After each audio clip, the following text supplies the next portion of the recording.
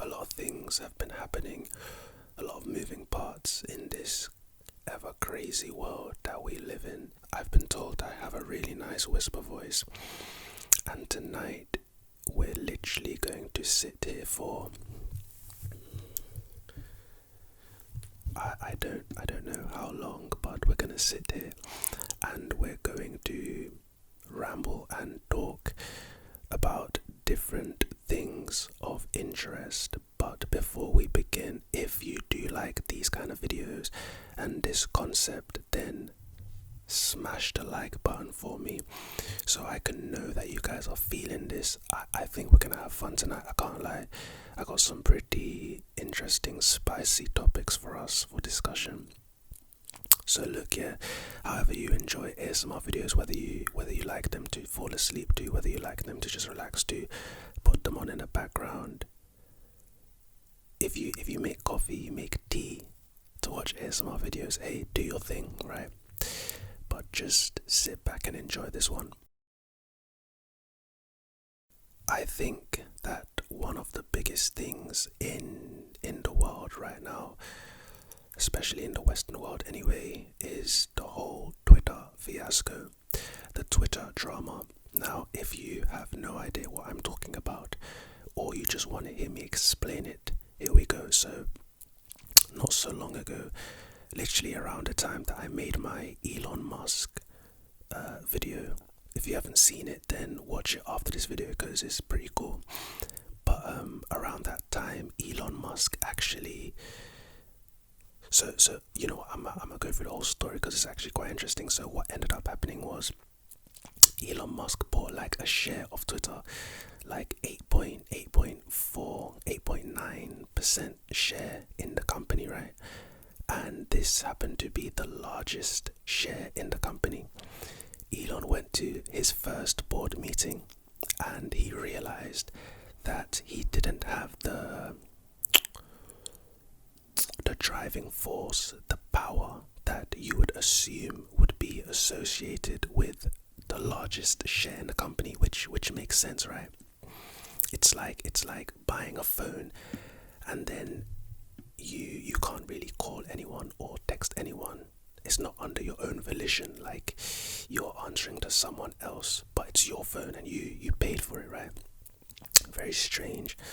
So what Elon decided to do was he decided to buy the entire company. Proper superhero, supervillain, Lex Luthor type shit. It was pretty epic, right? So he decides to buy the whole company, but what ended up happening was the valuation for Twitter was way too high. The reason being is Twitter has so many bot accounts, and this is why in the whole drama and the whole fiasco, he keeps talking about Twitter bots, like he makes it a thing, right? And a lot of people don't really understand why he keeps talking about the bots, but the bots are a huge problem. They're a huge problem because it inflates the value of the company. If you have like 10 million people on your on your platform, but then you have like 15 million bots, it's gonna look like you have 25 million users, but you don't. You only have 10 million and 15 million bots. So Elon ended up basically buying Twitter or proposing, making a bid for an inflated price of 44 million. Twitter is not worth 44 billion. I said million, right? Billion. Twitter is not worth 44 billion. It's nowhere near. Twitter hasn't made money for years, right? But he made the bid and he couldn't back out of it. He tried to back out of it because he found out about the bots, right? He found out about the bots later, and then he realized, oh damn, I want to buy it. It's just I've overpaid. They said, now you know what, you're gonna pay this amount. Okay, he ended up paying it. Cool, now he owns Twitter. So roll on, Twitter Blue, right? Twitter Blue is a concept that so the very verification tick that official pages get, like a LeBron James or a news site or, you know, Ariel Helwani, they get these verifications and it basically means you're just verified and that you're a public figure and everyone knows who you are. For some strange reason, right? And this kind of goes into the bots, like what we were talking about with bots. If in Elon's head it was like, okay, let's say there are, let's a nice round number of 100 million Twitter users. I think there's more than that, but let's just say that's a nice round number, right? And in his head, he's like, okay, even if 5% of these people paid $8 a month for Twitter Blue, we should be absolutely making bank. Like, we should be making a lot of money per month. And this is one of the ways to monetize Twitter. The problem is, obviously, if it's not actually 100 million and it's actually like, let's say 20 million, it's actually much less because of the bots. Then that plan kind of goes out the window. Regardless, he tried this Twitter Blue thing, and I guess it's still going on, unless it's been suspended. I don't know. I still see people with verifications that have like one follower. It's very strange, but what ended up happening was companies ended up losing a lot of money. And when I say a lot of money, I'm talking like millions, sometimes even billions. Like, I can't, if I can, I don't want to edit this video too much, but I might put them on screen. Basically, Twitter accounts, Twitter companies were impersonated by trolls, and these impersonative tweets caused their stocks to crash. It's very, very interesting. I love drama. I love observing drama. I love drama so much. Drama is my bread and butter. Yeah, but anyway, this is one of the reasons, well, I guess the main reason why Elon just scrapped the whole thing. He was like, you know what, bun it, like it's dead, like it's like it don't work. I think from next month, people who are verified are just gonna be the original people who are verified. So this whole monetization part, it flopped. But speaking of which, let's get into the flipping, the beautiful element of what's happening, the drama. As you know, the top G, Andrew Tate, is back, and we won't really get too much into Tate, right? But he's back on Twitter. He was one of the first. In fact, he was the first major major figure who was banned on Twitter, banned on social media, who Elon reinstated. He was like the first. Then it was Kanye, then it was Trump, but we'll talk about Trump later. So the top G's back, and this nigga's like tweeting like every day. Of course, if you don't follow the top G, gotta follow the top G. I think Andrew Tate, look, alright, cool. This video is not political. Don't come to my comment section giving me your political opinions. Trust me, I could care less, right? This video is not political. Just listen with an open mind and an open heart. Don't take anything to offend yourself. Just be cool. I think Andrew Tate is very misunderstood. I watched an interview with Andrew Tate and Piers Morgan. If you haven't seen that, I would highly recommend that. That is a good watch. Very frustrating, but if you're like me and you love debates, you love discourse, watching discourse, right? I love it. It's like one of my favorite pastimes, even not even a pastime, one of my favorite hobbies in general. You need to see this interview, and I don't want to spoil it, but there's a lot of things that I didn't even know about Andrew Tate, and when I watched the interview, I was like, okay, so I don't even know if I can even talk about it because I don't want to spoil it. But I think you know what, just watch the interview, and if you understand why, what the fuck?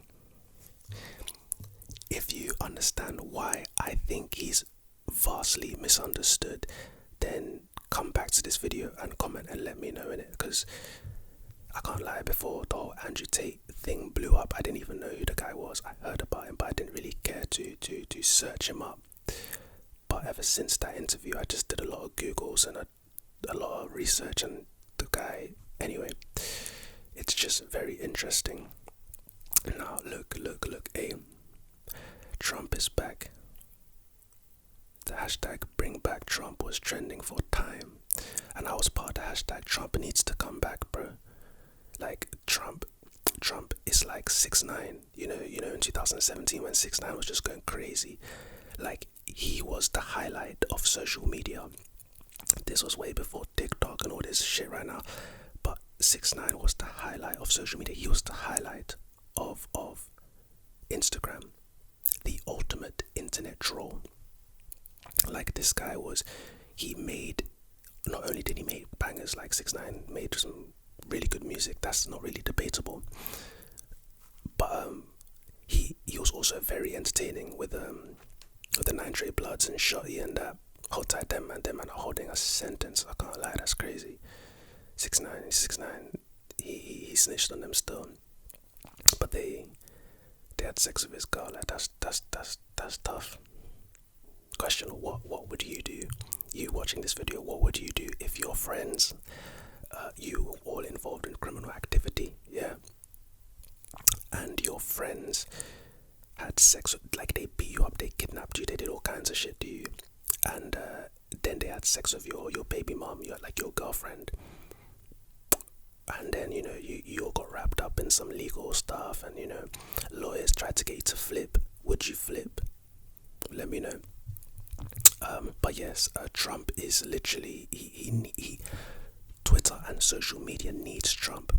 Even Trump's opposition, like the liberals and CNN, they can't go a day without talking about Trump. Trump is content. Trump is the cash cow when it comes to content, just like Floyd Mayweather is the cash cow when it came to boxing all those years ago. Probably still is to this day. It's probably Canelo, I can't lie. But Trump is the cash cow for content for everyone, Republicans, liberals alike.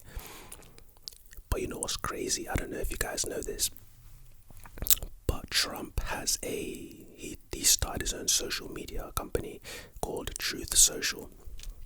I haven't been on it myself. I don't know. You know how you just see like certain screenshots from the website? Not often, but you see them often enough.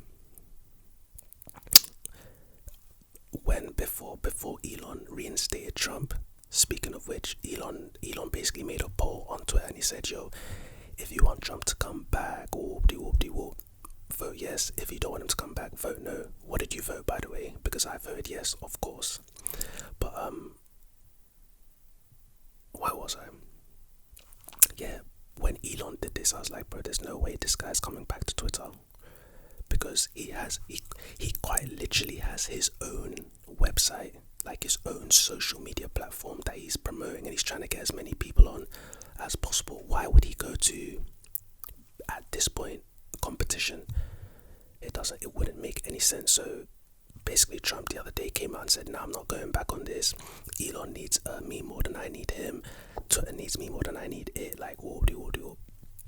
Which is facts, to be honest, it's facts. But I will say that it's going to be very, very interesting what Trump decides to do come election time, because if you didn't know, he's running for 2024 presidency, and depending on if he can get past Ron DeSantis, I think that, this is just my prediction, but I think Trump is going to get right back on Twitter. Twitter is literally, this guy has damn near 100 million followers. 100 million, like, it's obscene numbers. Truth Social ain't bringing in, I don't even think Truth Social has like 50 million people, 20 million, I don't think so. So it's just like, I promise you, it's going to be back on there. That's going to be a huge swing in the political spectrum. And his speaking of which, yo, Joe Biden just turned 80 the other day. 80 years old, bro. 80 years old, 80. I can't lie, yeah. I was talking about this with my friends the other day, and I was like, yo, there needs to be an age limit on these people in politics. Surely, because in what world is someone that was born like damn near a century ago? Now, he wasn't born 100 years ago, but damn near a century ago, 80 years ago. In what world is this person still, I don't want to say, this person still has major influence over a brand new generation, like my generation, like the next generation, like even my parents' generation. Like, in what world? Now, I understand the experience. Experience is one thing that's very useful and people overlook. I'm not one of those people. I get the experience factor, but what does an 80-year-old Joe Biden, no offense, nigga, but what does an 80-year-old Joe Biden know about what people like me, who's next up? Like people like me, we're next up. Like I'm mid-20s. I'm in my mid-20s. We're next up, and it's like, what do you know about what I want and what? Anyway, look, I don't want this to get too political, bro. So let's just move on. So KSI got literally snuffed by Dillon Danis the other day, and literally 2 days later a fight was announced. And I don't know how I felt about it, because in my head I was like, alright, cool, like if Dillon did this, so the fight was already, agreed, the bout was scheduled and the contracts were signed, right? And then this was basically a publicity stunt. Okay, that's perfectly fine to me. I get it, like it's cool. If KSI was in on it, like it's cool, right? You know how certain people, they wouldn't understand it being a publicity stunt, right? So they'd be like, oh my god, like whoa. But my point is, like, if it's not, like if it wasn't,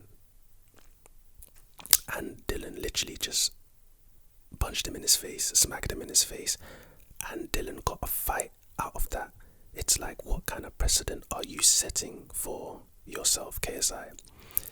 Because, hey, listen, KSI is my boy, that's my guy.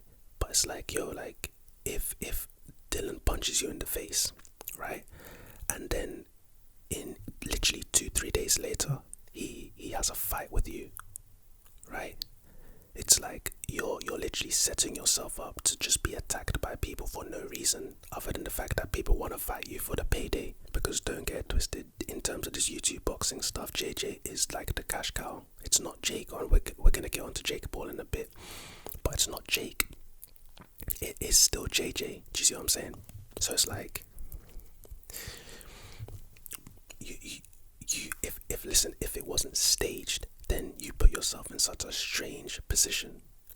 Because to me, I'm just like, damn, like, people will literally just start beating you up in public just to try to get a fight out of you. And it's like, that's not how it's supposed to work.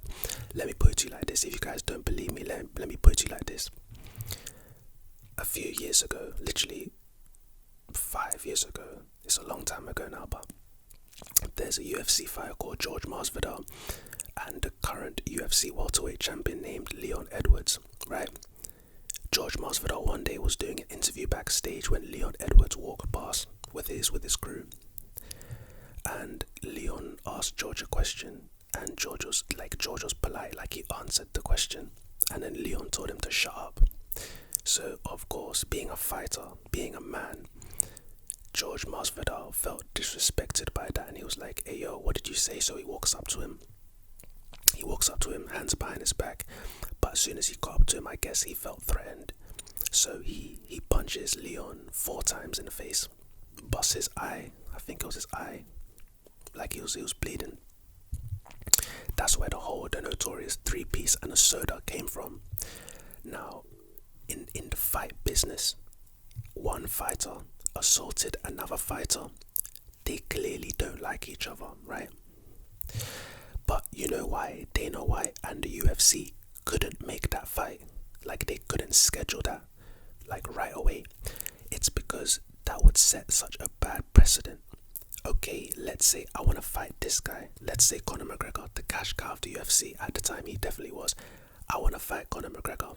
If I see Conor McGregor backstage, I'm going to fuck him up just to try to get a fight out of him. It's like, that's literally what you're setting up. So it's kind of dangerous.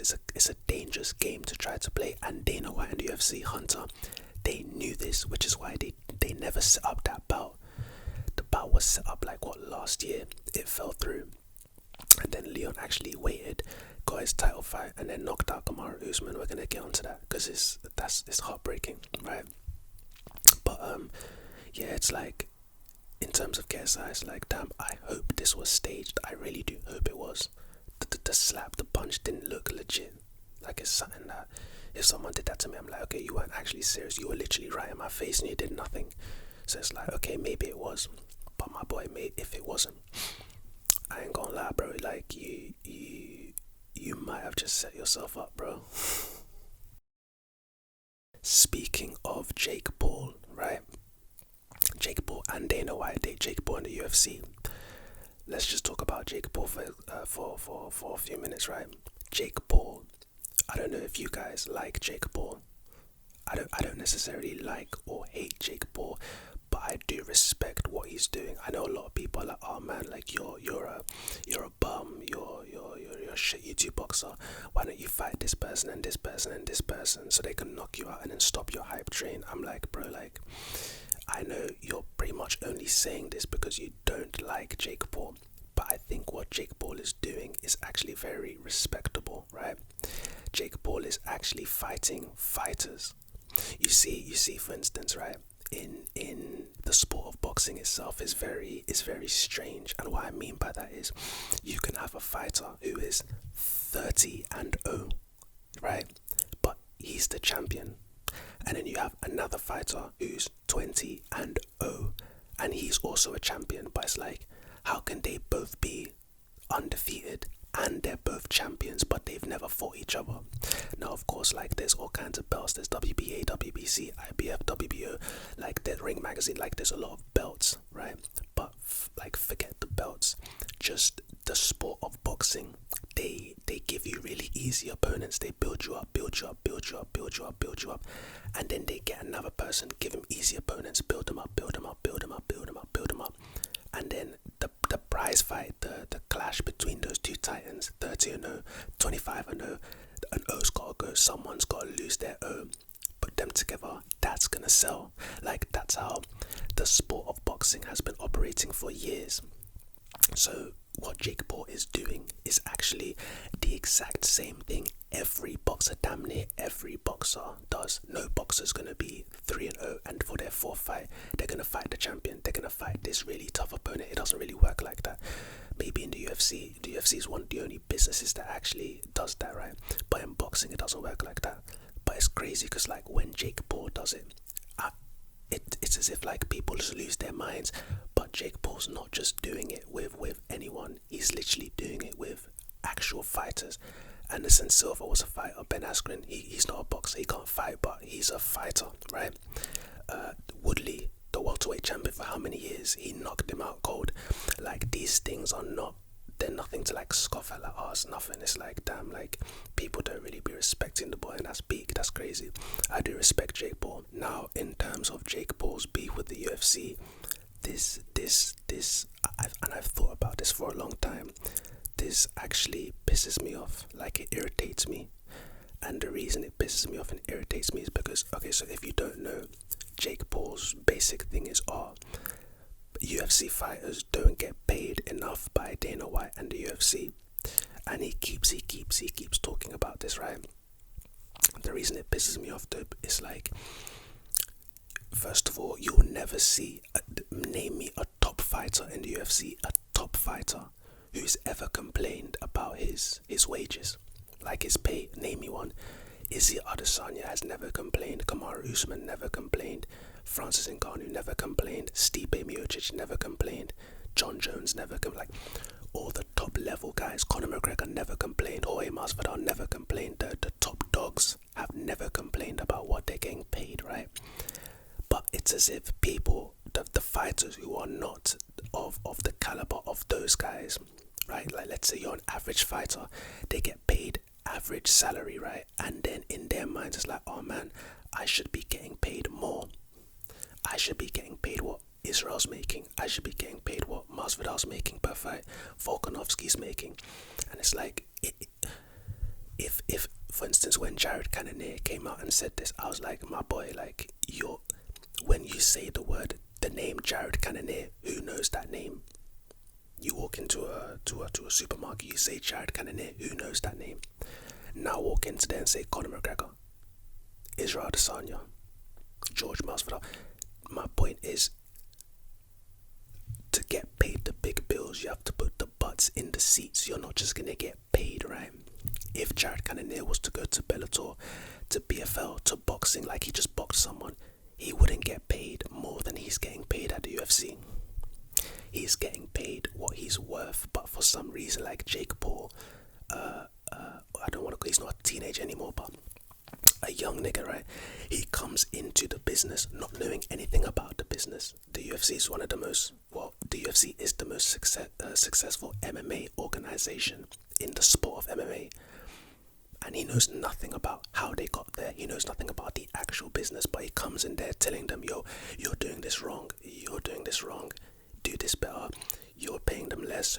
I'm like, Dana White's literally said it like, hey, yo, anyone who doesn't like how much they're getting paid, anyone who doesn't like fighter pay, go start your own MMA organization and see what you can do. Just figure it out like I did.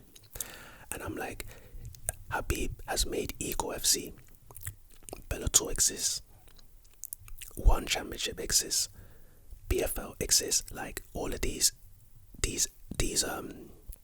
organizations exist.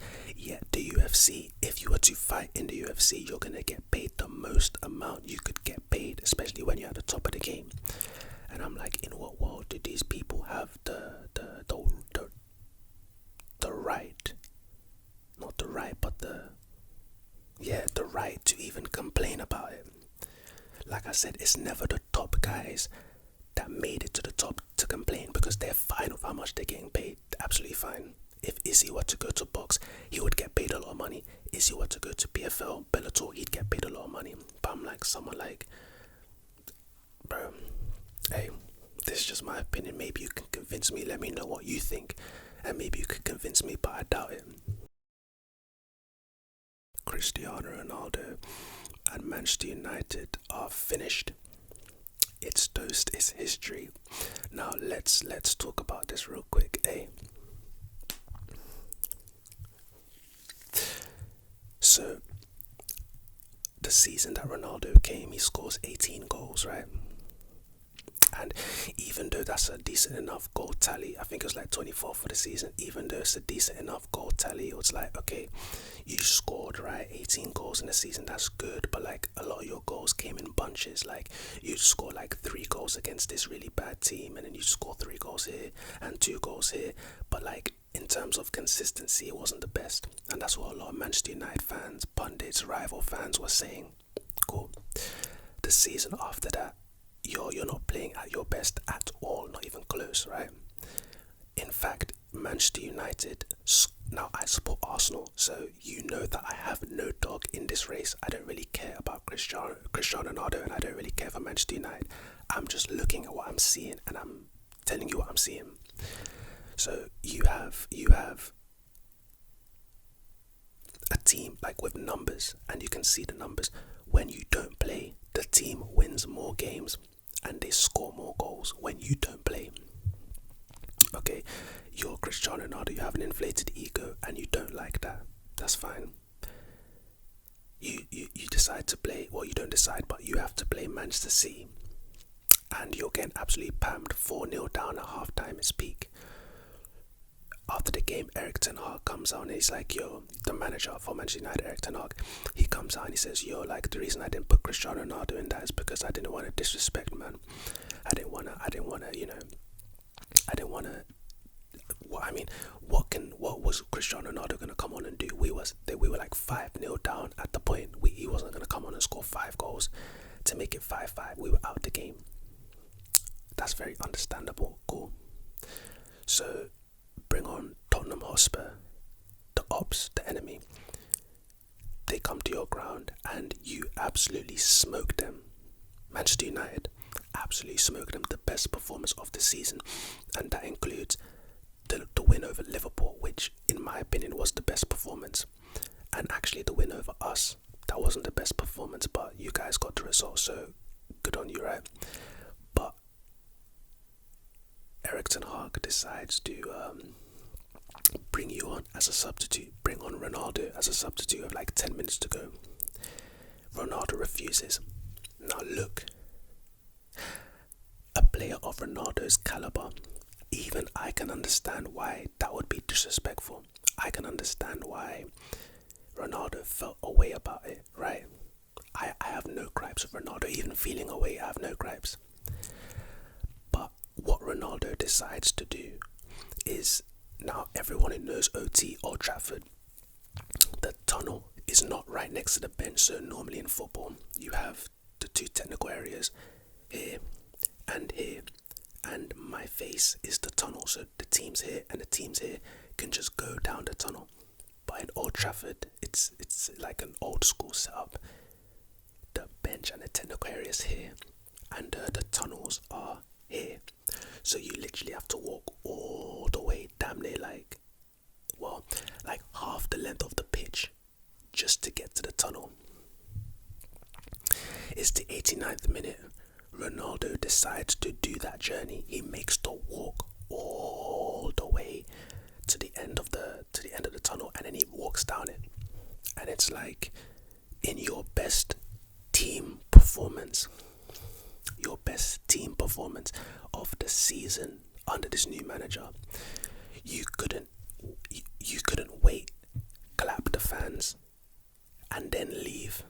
Like, even if you had gripes with Erik ten Hag, clap the fans, be with the team, celebrate with the team, talk to Erik ten Hag and be like, yo, that was disrespectful, and then leave. You couldn't do that.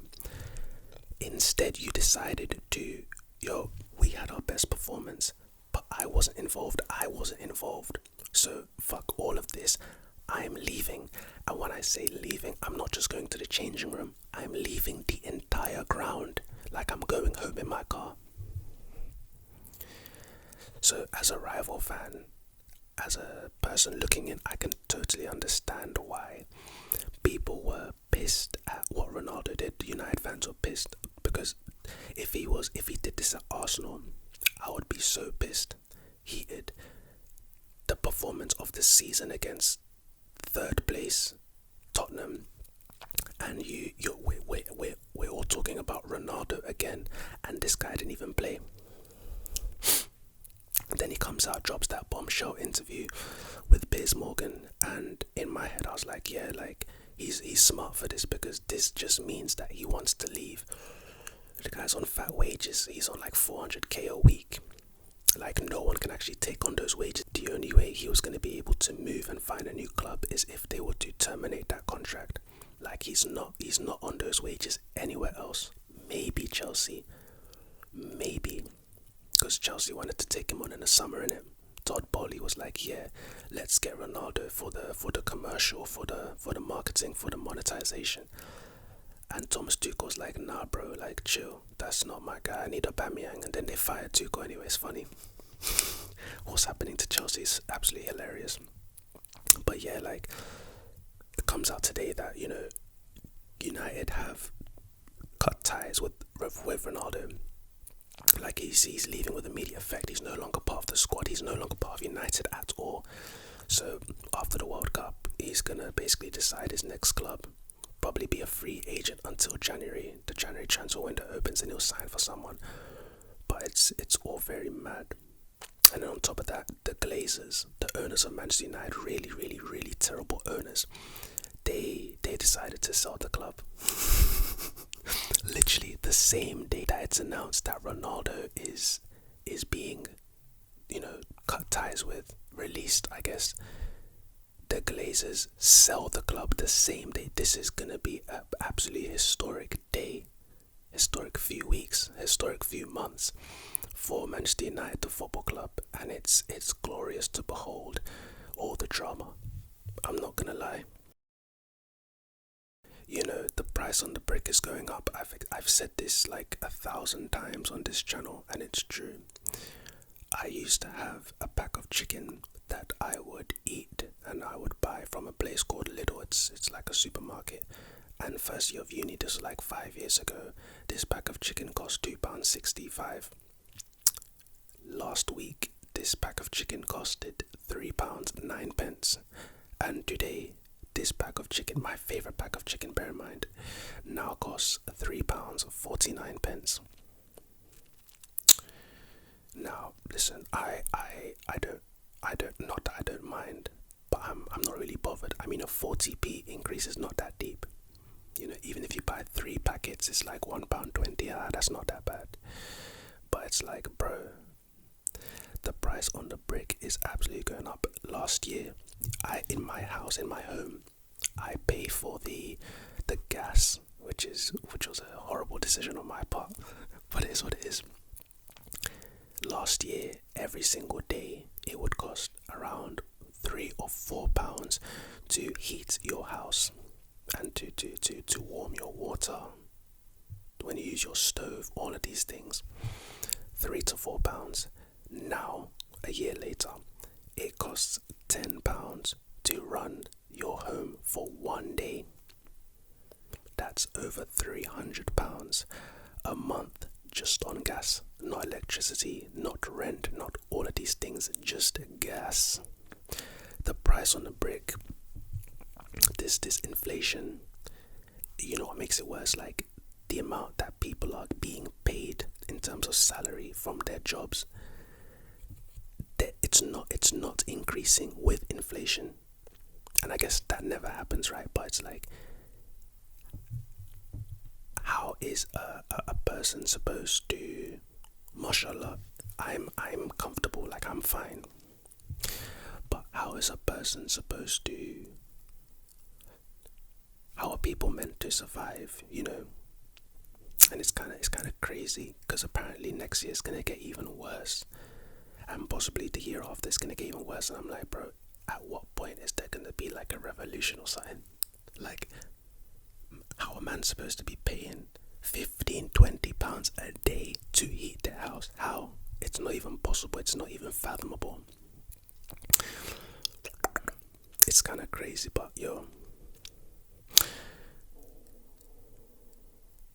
thank you, stomach. They say that it has to get worse before it gets any better, and I guess it's just, I don't see gas prices really dropping. Everyone saw the price on petrol, what happened. Even in America, the price on petrol went crazy. So I don't know. This is all insane to me. I need to wrap this up. So my two favorite, being a Nigerian, my two favorite UFC champions, fighters, Israel Adesanya and Kamaru Usman, both lost their belts after holding them for, Usman nearly broke the record, the welterweight record held by George St. Pierre. And I guess it wasn't meant to be, because Leon Edwards, I don't know where he found this left high kick from, but he found this left high kick from God. And I love Leon Edwards, bro. I've been saying that this guy needs a title shot for the longest, and he finally got one. He was getting whooped for 4 rounds. The 5th round, boom. What's it saying? Headshot one, headshot bang, headshot dead. It's beautiful watching him cry to his mom after the fight. Was emotional, but it was bittersweet, because I'm like, damn, Kamaru is my boy. And if he had beaten you in this fight, I think he would either tie George St. Pierre or move past him. So it's like, fuck. Like, that kind of record, you don't see them very often. And he was in a prime position to do something. He was literally like, I don't want to say, was he a minute away? That shot came within a minute. Very similar to what happened to my boy Izzy. Alex Pereira, he followed him all the way from his kickboxing days. He beats him once. Weird, very strange decision. I actually watched the fight recently, and I was like, bro, Izzy won the fight. Whatever. The next time, Izzy's winning the fight, and then he gets caught in the penultimate round, I believe. Left hook knocks him out cold. Izzy comes over to the UFC, is really, really successful. Alex Pereira comes to the UFC after however many years. They finally fight in a title fight, and it's like the second fight happened again. The first round's cool, that could go to Alex Pereira. Second round you dominate, third round you dominate, fourth round you dominate, fifth round you're winning and dominating, but all of a sudden you get caught with the same left hook, and you drop, and then the ref steps in. Mark Goddard, he steps in and he ends the fight, and it's like, damn, like, I just lost my belt to the same person who's beaten me twice in the past, came to the UFC just to beat me again. Bro, watching that was so heartbreaking. It was so like, fuck man, because I get too invested. I don't like watching Izzy fight, and I don't like watching Kamaru fight because I get too invested in these guys, and it's like, damn, even because they're champions, so they keep winning, but that's not the point. I don't like watching it because I have too many nerves, and I get too nervous, and it just fucks me up. But yeah, man, I don't know when, definitely next year, sometime next year, maybe April or some shit, there's gonna be a rematch. Dana White's looking at UFC Africa finally. Probably Nigeria. He's looking at Nigeria. I don't think it's gonna go down in Nigeria. It's probably gonna go down in South Africa because they have some good locations. The rematch is gonna be set, and I just hope that Izzy can watch the tapes and learn from what happened and how he got caught. He needs to start checking that low kick that Alex Pereira is really good at. And if he can do that, I think that Izzy can definitely beat Alex. Like in the first round, he wobbled him. If that round went on for 10, 15 more seconds, it would have been a wrap.